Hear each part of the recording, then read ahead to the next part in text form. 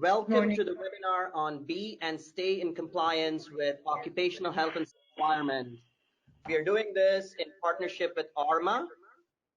We are the exclusive OHS partners of ORHMA.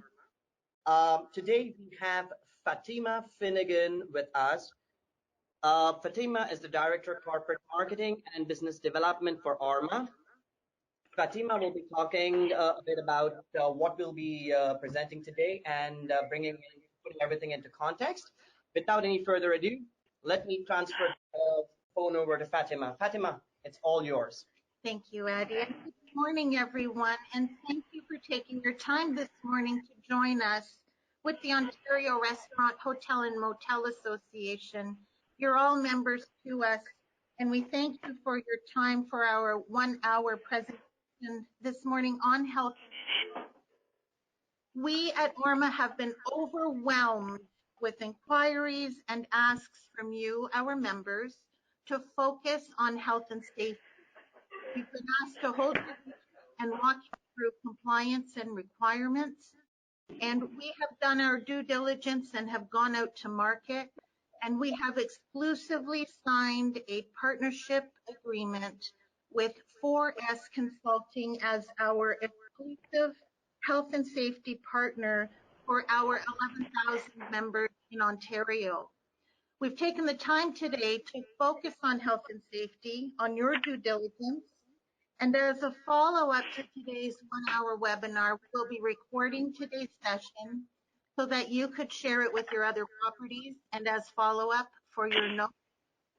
As well, we will be muting all on this recording, but we will have opportunity for questions throughout the webinar. And we just ask if you kindly type questions into the chat box.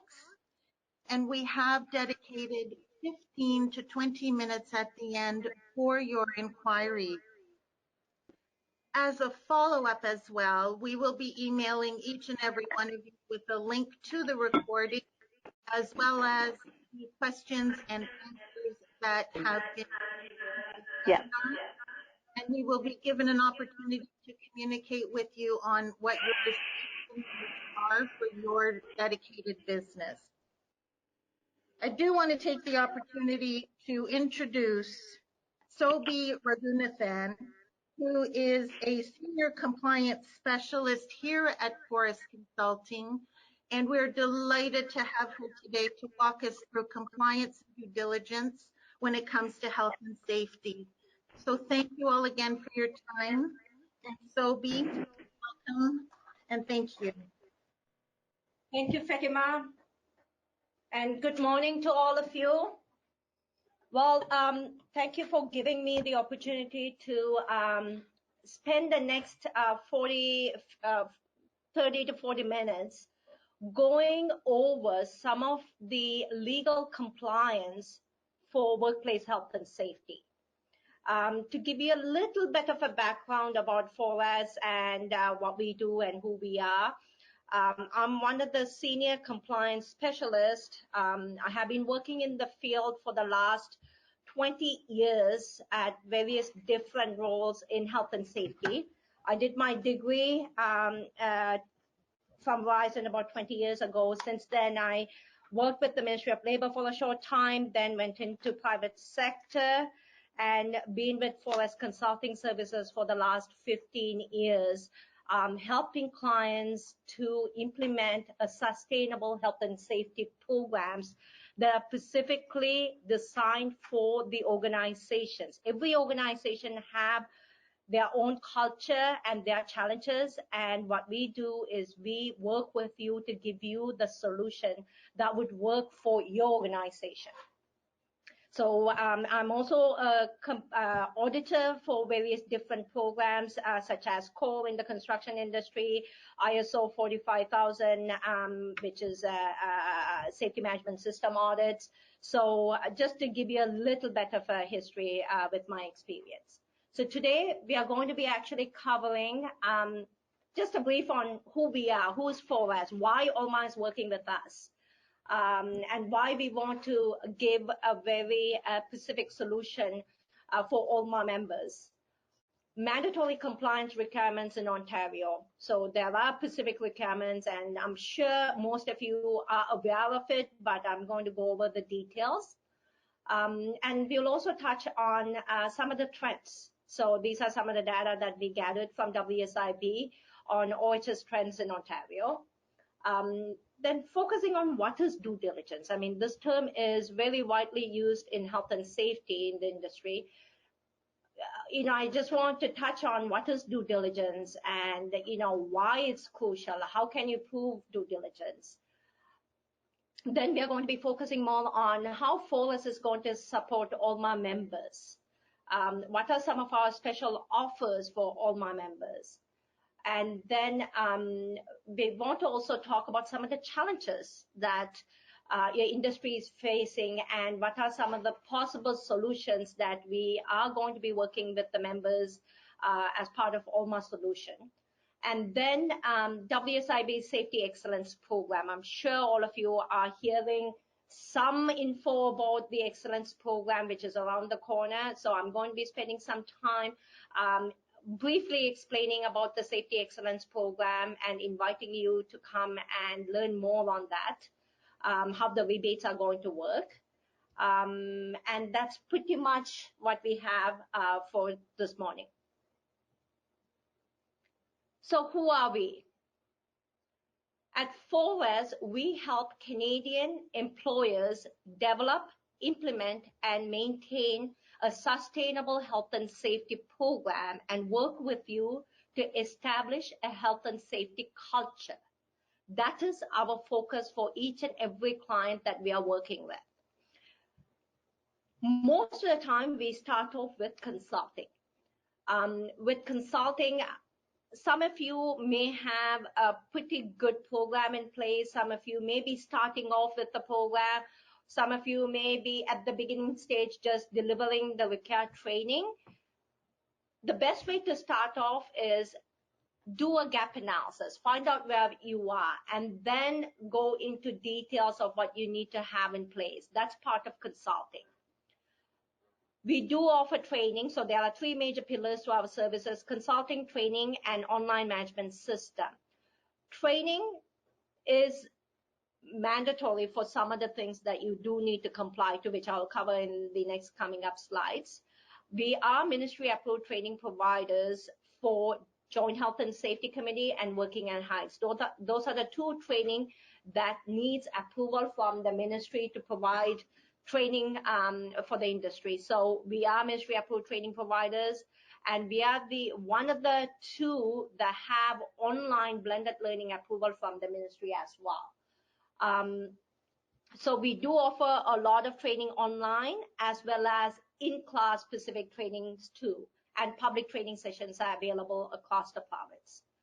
ForSafeCom online management system does have the online training component as well as your inspections. It's a small HRIS system for small companies, small, medium-sized companies who don't have a sophisticated HRIS system. It has those capabilities along with the inspections, investigations, claims management. All that can be managed, and it helps you maintain your health and safety program. I'll be going into a little bit more detail in the coming up slides.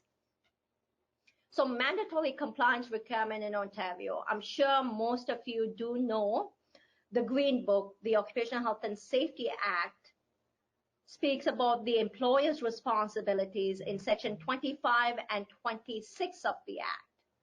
In 25, they pretty much tell you if you have 5 or more employees regularly employed, you need to have a written health and safety program in place. I'm sure those of you who have joined us today, all of you have more than 5 employees regularly employed. The definition for regularly employed is it could be a part-time person, but it's part of your regular headcount. So if you have 5 or more employees regularly employed, you do need to have a written health and safety program in place. Workplace violence and harassment policy and risk assessment.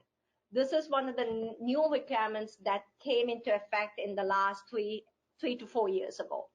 So every employer in Ontario need to have a workplace violence and harassment risk policy, and you do need to perform yearly risk performance assessments. Joint Health and Safety Committee is a requirement when you have 20 or more employees regularly employed. Again, the key word is regular. It's not full-time, it's regular employment. So especially in your industry, you have a lot of part-timers. They do add to the count. So if you have 20 or more regularly employed, you do need to have Joint Health and Safety Committee with 2 members, one from management and one from workers. And they have to be certified. The certification training is a 3-day, currently it's a 3-day in-class training. We do have the option and we do have the ministry approval for 1 day online and 2 days in class. And then part 2 is 2 days in class. So total of 5 days, and typically these training are split 3 days of part 1 and then the following week 2 days of part 2. And if you have quite a bit of employees and various different locations, we can do private sessions where we would actually come over to your location and you could pick the times that works for you, and we could even stretch it across over, once a week for 5 weeks. Those are options that are available, but please do pay attention that you do need to have 2 certified members for each of the locations. If you have more than 5 workers, less than 20, then you do need to identify a worker member as a health and safety rep. So I don't know how many of you will fall into that category, but most of you will be hitting the 20 or more. So you do need to have Joint Health and Safety Committee for each of your locations. Workplace inspections must be conducted monthly. In the Act, it says parts of your workplace have to be inspected monthly. That refers to large facilities. So restaurants and hotels, again, with hotels, depending on how big it is, you may be able to break it down into, you're doing sections of the inspections, and you could break it down into maybe quarterly, the entire facility will be inspected, but you would be doing some sort of inspection on a monthly basis. AODA is, again, it's not really under health and safety, but every employer in Ontario have to comply to AODA requirements. Especially when you have public coming and going, you do need to fulfill the AODA requirements. I'm sure you're already doing that, but AODA training for all your employees is a must.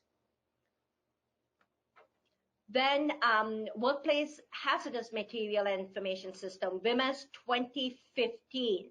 It's a mandatory requirement for all your staff. So there are some confusions over this.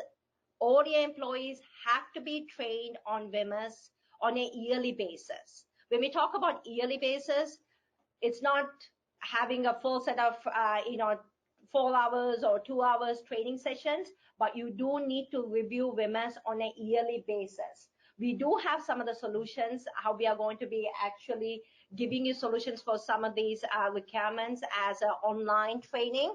I will cover that in the next slide, but I'm just going over what is your legal requirement currently.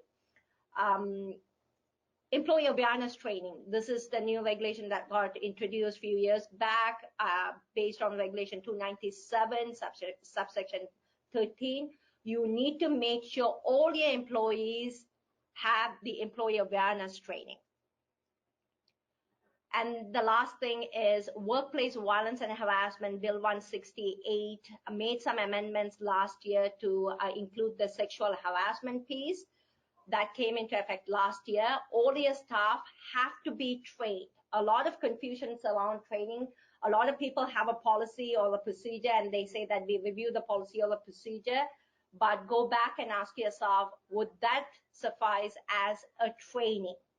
So make sure that you do comply to these mandatory requirements. These are mandatory compliance every employer in Ontario need to fulfill.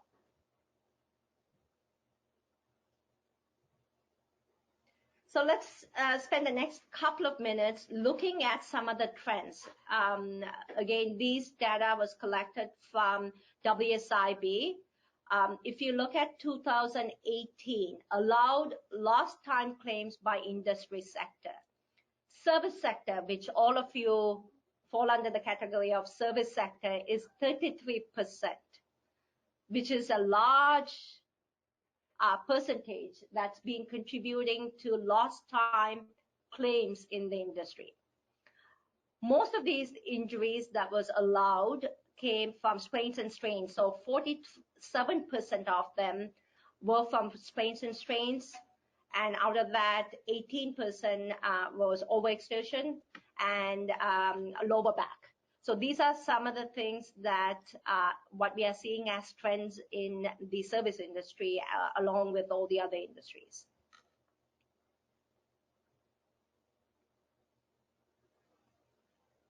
So let's spend some time on talking about due diligence. What is due diligence?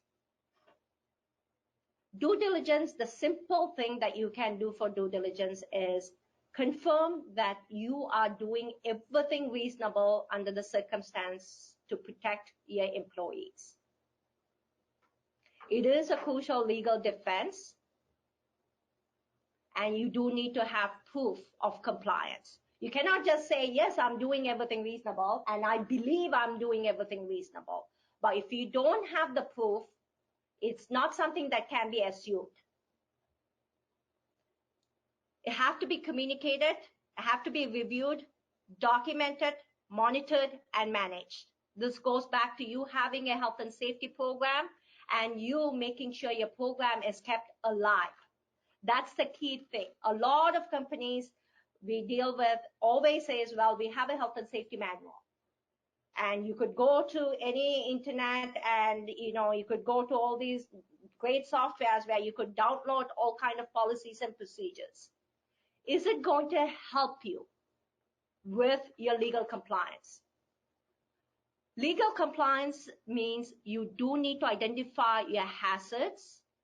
Then you do need to have programs in place to mitigate those risks, and then provide them necessary communication and training. Once that's done, you do need to stay on top of it by monitoring the program, managing the program, looking for trends, and ongoing management of it is a key component to show your legal compliance.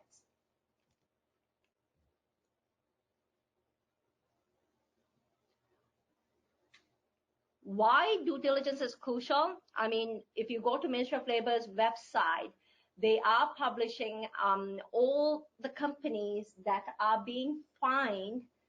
They're actually restricting the amount of publications that's been put on the site. Anybody who gets charged more than $30,000 in fines do go up on the Ministry of Labor's in-court section. And if you go to in-court, you could find out which companies are being fined and how much their fines are and for what reasons.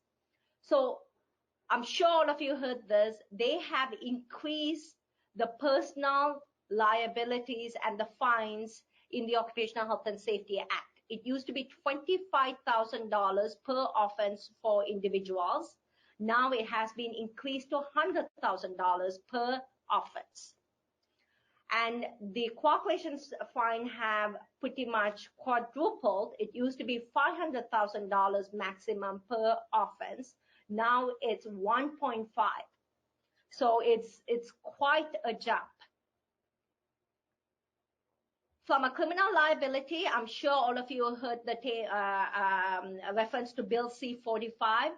Bill C-45 amended the Canadian Criminal Code to include workplace negligence. So if you cannot prove due diligence, you do have the possibility to be charged under criminal offenses, which is a huge thing. It's not just Occupational Health and Safety Act anymore. Now you can be charged under the criminal offense as well. Ministry of Labor has been working diligently to increase the prosecutions and penalties. They are trying to make employers become much more responsible for the workforce. So they want to ensure that the employers and supervisors are paying attention to the well-being of their employees. So they have increased the supervisory precautions and penalties. Fewer charges are being withdrawn, and jail terms are being sought out for individuals. So ongoing reviewing of your health, first of all, you do need to have a well-established health and safety program in place. It's not just about having a health and safety manual. Making sure that manual meets all the requirements of your organization. So hazard assessment is a huge piece of your health and safety program. From hazard assessment, you develop your policies and procedures. Then you go on to communicating your policies and procedures, provide the necessary training. Then you do need to monitor your program to make sure the program is being well managed. So those are all part of due diligence. So when we get into details of how can you prove due diligence, starts off by having the program. I mentioned hazard assessment. So your risk assessments that you do for your workplace violence and harassment risk portion is one component of the overall hazard assessment. Hazard assessment have to be done for individual organizations, because you may be a restaurant, but you may have certain equipment and details. So if you have any questions with any of the details I'm providing, please do type your questions. We will be responding to all the questions at the end of this presentation. Thank you. So once you identify your hazards, then you work on writing your policies and procedures. Once the policies and procedures are written, it doesn't just stay in somebody's desk. It has to be communicated to your workforce. It has to be communicated to your employees. Every time when you have a new employee coming in, you do need to communicate your policies, your programs, and you need to ensure they have all the required training in place as well. And it is the responsibility of the employer.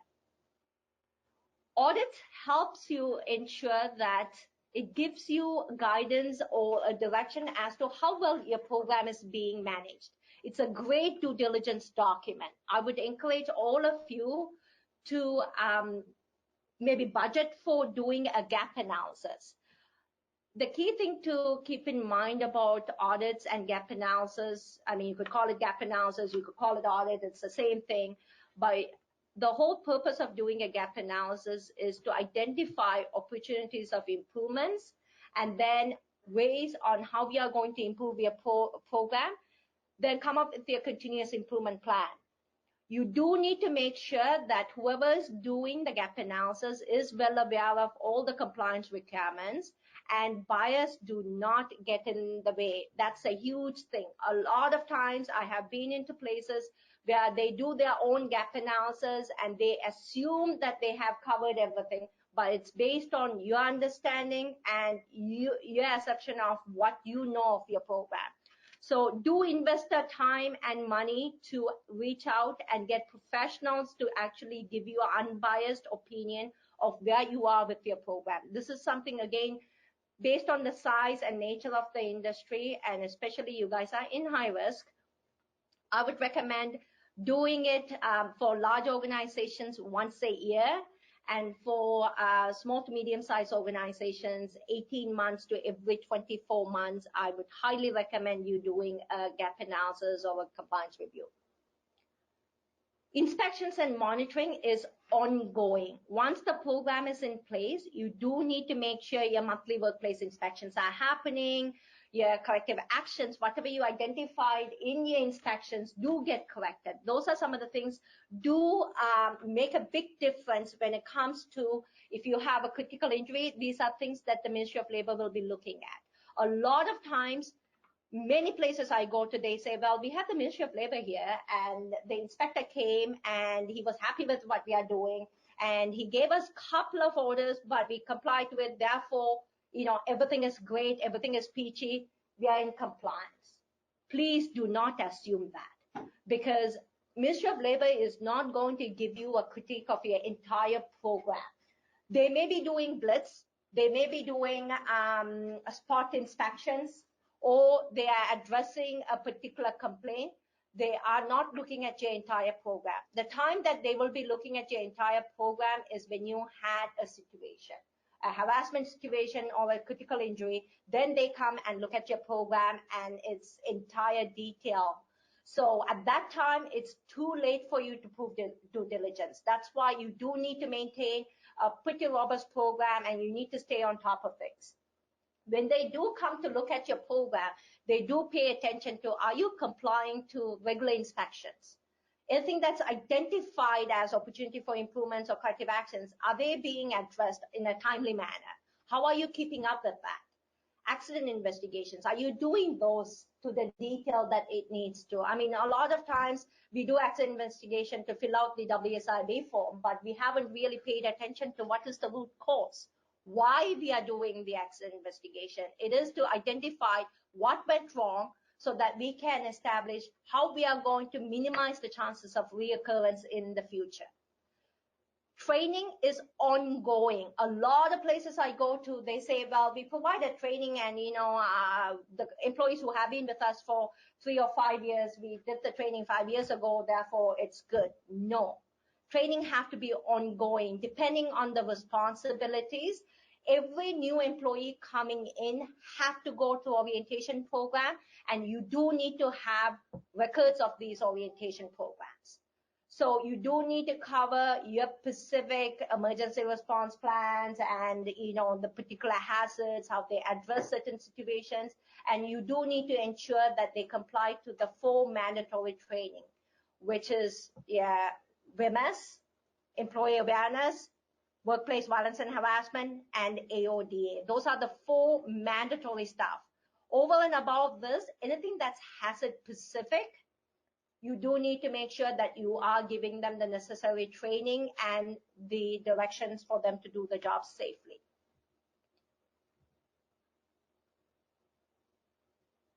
So how is Forest going to support ORHMA members? I mean, keeping up with your health and safety requirements is a challenging process, especially when you're wearing multiple hats, and especially in small to medium-sized businesses and service industries, you do have a lot of challenges. So with that, how are you going to stay on top of your health and safety compliance?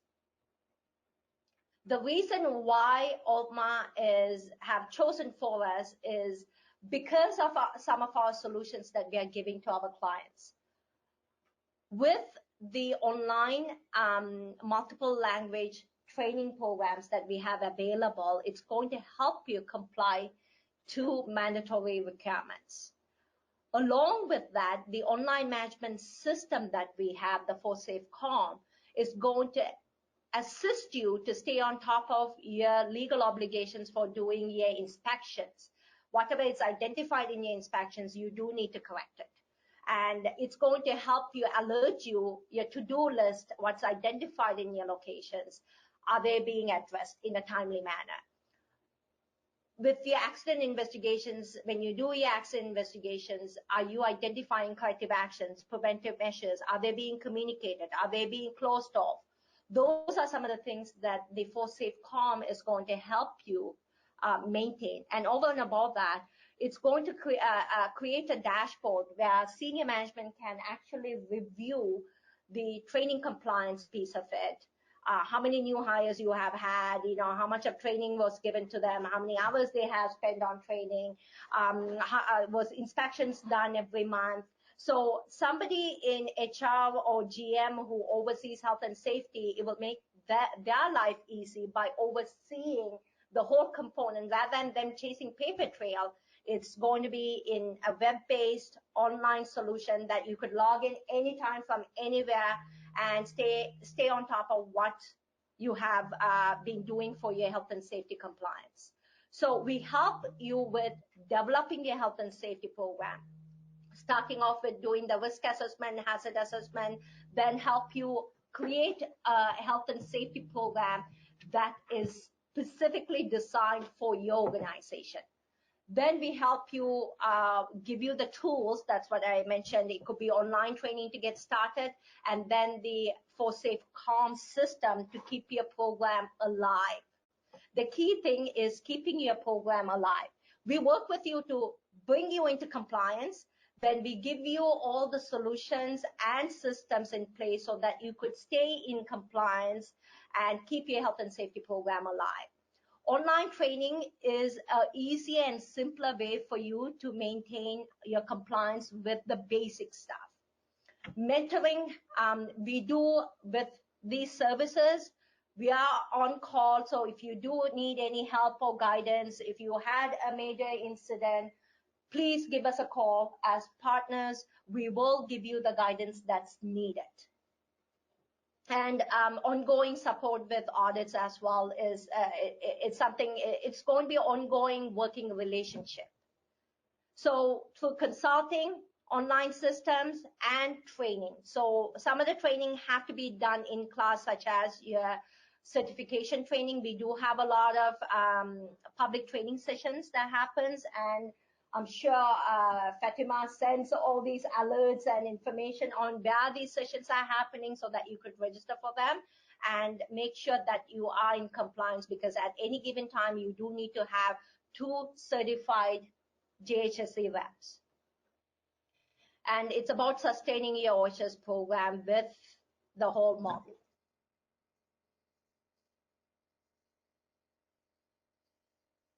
So as part of the special offer with this partnership, you're going to be getting the 4 mandatory training, which is your WMS, your AODA, employee awareness, and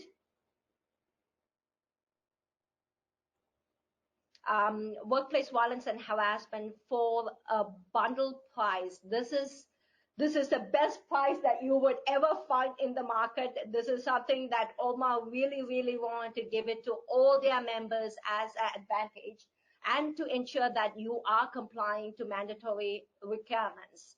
So it's $40 per employee for all the 4 mandatory training, and these are online training. So it's very easy for you to administer. We will set up your locations, and then we would create, so all the creation of accounts and everything is done by us. All what you need to do is you need to send us a spreadsheet of, who are employees, who are supervisors and managers, and then we will enable the access. All the technical support, everything comes from us. So it's a very seamless, easy way for you to show compliance. The first step is make sure all your employees do have the 4 mandatory training.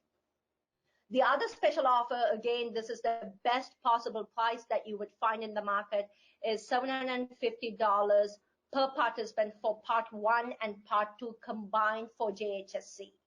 So any of you who don't have 2 JHSC members currently, please make sure that you have 1 manager and 1 worker per location who are trained on JHSC part 1 and part 2.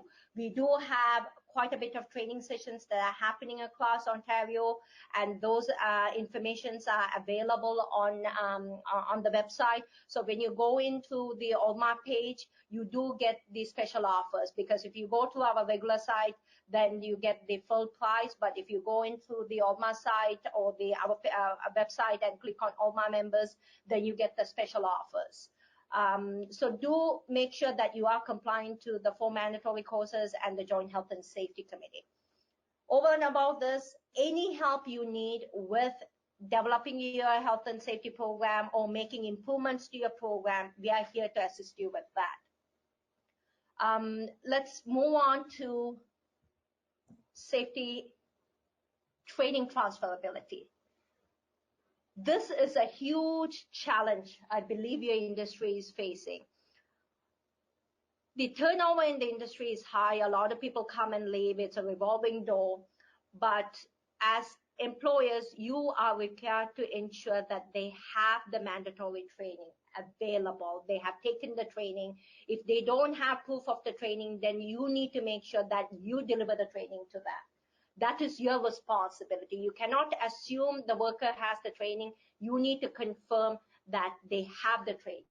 So one of the things that we are working with ORHMA and to make this offer to ORHMA members is the training transferability. So what we are going to be doing in the future, and this is something that we will be piloting, and Fatima will have more information in the future with these details, is any organizations that are part of ORHMA, ORHMA member, if you do sign up with the ForSafeCom system for training and health and safety program management, then what we can do is, again, with your permission, be able to share. So let's say somebody gets started at Toronto Marriott, and they went through all the orientation training, and they have taken all the mandatory 4 training courses through the system, through the ForSafeCom system. And they leave 3 months after and go to Holiday Inn, Toronto. If you are an ORHMA member and if you are using the ForSafeCom system, then you can have access. Again, there will be contracts where you would sign off saying that you are allowing us to share the data. If that person goes in, you could do a search, and then you could actually have that person's data transferability for training, for those 4 mandatory trainings. So we will be issuing them a QR coded cards, and they could take those cards. When you scan the card, it will actually tell you whether they have taken the training. Is it valid? Is it within 1 year? If it's within 1 year, then you don't need to reissue the training. So it's going to be a win-win for all of you, especially with the training time and the amount of money that you would be spending on training. Yes, you are getting an amazing offer through ORHMA for $40 for the mandatory training, but if you were to go purchase individual training, I'm sure all of you can say you have spent $30, $25, $40 per modules. So if you add those 4 training together and the time that they spent in doing the training, which you would be paying for, there's quite a bit of savings that you would be looking at. So that's definitely something that we are working with ORHMA and ORHMA members, but we do need more members to sign up into the ForSafeCom system and purchase the online training. So when you become a full subscription client, the more clients that we have, then the data among the clients can be transferred. Again, there will be other contracts that you do need to give us permission to release those data. WSIB Excellence Program. So I'm sure you must have heard some buzz around the Health and Safety Excellence Program that's going to be coming from WSIB. It is an incentive program, and it is going to be replacing all the past programs, incentive programs that WSIB was offering, such as the SKIP program for small businesses, WorkWell, safety groups. All that is going to be replaced with the Safety Excellence Program starting January 1st, 2020. Forest is going to be one of the providers, partners who are going to be offering this. Again, these are one of many reasons why ORHMA is working with us as exclusive partners to support their clients and their members. So with the Safety Excellence Program, it is a path towards accreditation. So accreditation, and the main focus is on creating a strong health and safety culture for the organization. So they have come up with a total of about 36 elements, and it's over a course of about 6 years. If you follow their plan, so the first 2 years will be spent on the foundation, then you go on to the intermediate, and then to the final 2 years. Once you complete all this, you should be ready for accreditation. Ministry of Labor will be making an announcement about accreditation. It was supposed to happen in September. They are holding off on a couple of fine details, but we were told that accreditation announcements are going to happen before the end of the year. So with the Excellence Program, what it's going to do is it's going to actually give you some rebates. So it's going to make sure that you build your health and safety program and to make sure that you have a pretty solid health and safety culture. It's going to help you get some rebates. It's going to get you opportunity to network and understand the industry's best practices for health and safety. And you do get certain recognition. I'm sure you must have been hearing about Compass. If you go to Compass, you could actually see all the activities of your organization, where you are, how many lost days you had, and they are going to be enabling a digital badge as recognition for companies who are going through the Safety Excellence Program. By doing all this, of course, you're reducing your exposures, your hazards by having a more sustainable health and safety program and embracing a much better health and safety culture for your organization. So potential rebates, what we are looking at is what WSIB has said is if you do pay,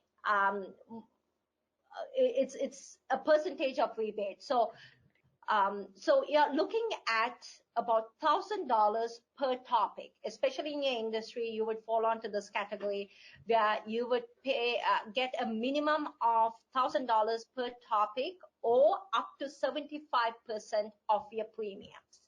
And there is a maximum cap. So if you have quite a bit of employees and you are paying higher WSIB premiums, then they have put a cap of $50,000 per topic. So you could actually take 5 topics per calendar year, so which is within a 12-month period. So you could get as little as $5,000 or as maximum as $250,000 by participating in this program and taking on 5 topics that you're going to be working on a yearly basis. So it is a pretty decent rebate that they are offering, and it's a very good program. I would encourage each and every one of you to sign up for it and become part of the Safety Excellence Program. So in order for you to learn more about the Safety Excellence Program, I would highly encourage you to sign up for the upcoming seminar on October 24th. It is happening at the Markham area, Town and Country Suites. The information, the registration is on our website. Please do register. We do have very limited seats available. Ministry of Labor, CPO, and WSIB are the ones who are going to be presenting on the changes that's coming, that is going to be taking place towards the end of this year, and then what's going to happen next year. So safety programs will be starting the excellence program the beginning of the year. So companies who are interested have to sign up now for it.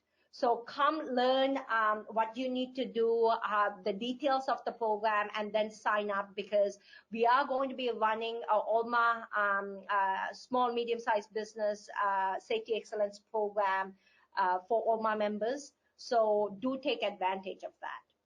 There will be a small fee to take part in the program, but come learn more about that. We are also looking at having one more webinar sometimes in November. We will keep you posted with those timelines.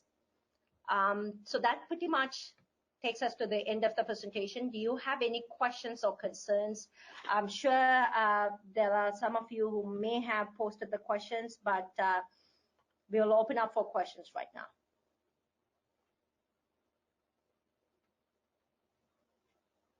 There is one question. Does the health and safety rep in environments with less than 20 employees require certification Part 1 and Part 2? So right now, there's nowhere in the regulation it says that you have to have them Part 1 and Part 2 trained. But it would definitely be an asset to have you train, because if they know what they are doing, they would do a much effective job. But you should provide them some additional training, because you should provide them training on doing workplace inspection, accident investigation, identifying hazards. So these are some additional training you should provide for them. But right now, they are not mandated Part 1 and Part 2, but I will highly recommend you to get them to take part 1 and 2. Thank you, Sobi. The next question is, when will be the date for November webinar? So we just answered that, but let me tell you guys, we are planning it mostly in the second week of November, but we'll keep you posted through ORHMA. You will be told about that. Okay, let's look at. Please feel free if you have any question to ask the question right away. Anybody else has any questions? If that's the case, just unmute yourself and ask the question. We'll do our best to. Someone has a question saying, could you send a copy of the show? Just to let you know that the show is this presentation is being recorded. This webinar is being recorded and will be hosted on the ORHMA website and the 4S landing page for ORHMA. So you will definitely see the recording, and it'll be for you for future reference. Yes, you will see that very soon. You'll be getting the link shortly. Just on a final note, thank you, Sobi, for your time, and Addie for your diligence in putting this webinar together. Adrian and Guru, thank you for your support. And to all of you signed in, thank you for making health and safety a priority to your operation. And thank you for your time to our first webinar with 4S. We will follow this up with a dedicated email to you, and we will be also calling you with any direct questions you may have to your business. So we will have a dedicated person speak with you, and we'll send you a recording of this with all the questions. So thank you all for your time. We appreciate it. And we ask that you remember info@4sconsult.com. The number and contact information is on your screen. Thank you all again, and have yourself a safe day. Okay. There was one question that just came. How long is the Joint Health and Safety Committee certificate good for? So under the new regulation which came into effect in 2016, anybody who took part 1 and part 2 after 2016, the certificate is good for 3 years, and you do need to make sure that you do refresh the certificate by attending a refresher training, which is a 1-day program. So anybody who have taken the training after 2016, July, have to make sure that you do take a refresher training program every 3 years, and it is good for 3 years, and it's a 1-day training. That's great. And it have to be a ministry approved training provider who is providing the recertification training, and we do offer that, and it's happening on a monthly basis now. Thank you, Sobi. We still have about 9 minutes scheduled time left for the webinar. If someone has any questions regarding mandatory trainings or regarding health and safety requirements in Ontario or anything in the presentation, we still have Sobi with us here. Please feel free to either put in your question in the chat, or you can ask the question. Thank you very much, everyone. This is Addie, your client relationship manager from 4S, and thanks a lot for all your time today, for participating in the webinar, and it was a pleasure partnering with ORHMA to help ORHMA members with the health and safety requirements. We look forward to meeting you guys in further webinars in future. Until then, have a safe and an awesome day. Take care then. Bye-bye.